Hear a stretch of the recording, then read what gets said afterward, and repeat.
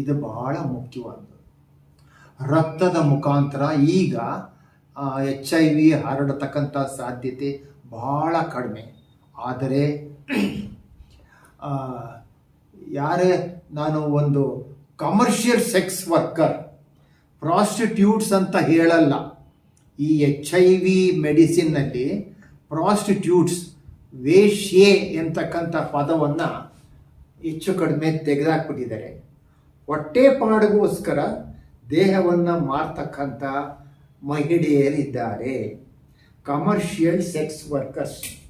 TV ಪ್ರೋಗ್ರಾಮ್ನಲ್ಲಿ ನಾನು ಮುಂಚೆ commercial sex worker ಆಗಿ ಕೆಲಸ ಮಾಡ್ತಾ ಇದ್ದೆ, ಈಗ ನಾನು ಹೆಲ್ತ್ ವರ್ಕರ್ ಆಗಿ ಕೆಲಸ ಮಾಡ್ತಿದ್ದೀನಿ ಅಂತ ಓಪನ್ ಆಗಿ ಹೇಳಿದ್ದಾರೆ ಮಹಿಳೆಯರು.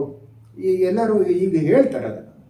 ಕಮರ್ಷಿಯಲ್ ಸೆಕ್ಸ್ ವರ್ಕರ್ಸ್, ಹೊಟ್ಟೆಪಾಡಿಗೋಸ್ಕರ ವೇಶ್ಯಾವೃತ್ತಿ. ಅವರು ಈ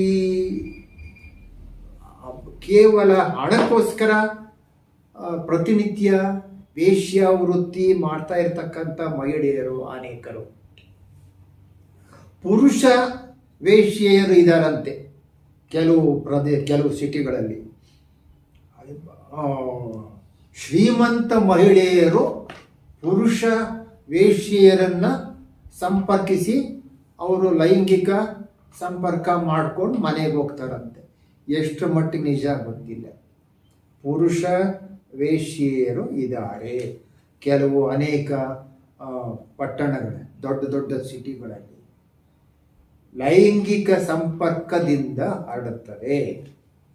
ಕಲುಷಿತವಾದಂಥ ರಕ್ತ, ಕಲುಷಿತವಾದಂಥ ಸಿರಿಂಜು, ಸೂಜಿ.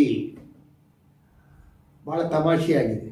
ನಿಮಗೆ HIV ಪಾಸಿಟಿವ್ ಬಂದಿದೆ ಯಜಮಾನ್ರೆ ಅಂದರೆ ಒಬ್ಬ ಡಾಕ್ಟ್ರ್ ಹತ್ರ ಹೋಗಿ ಇಂಜೆಕ್ಷನ್ ತಗೊಂಡೆ ಸರ್ ಬಂದ್ಬಿಡ್ತು.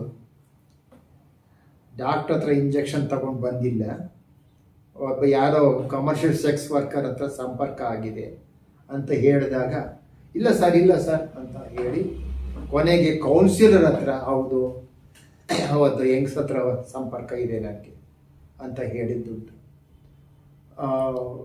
ಹೀಗೆ ಈ ಲೈಂಗಿಕ ರೋಗಗಳು ಅಂದ ತಕ್ಷಣವೇ ಎಲ್ಲರೂ ಹೇಳೋದು HIV.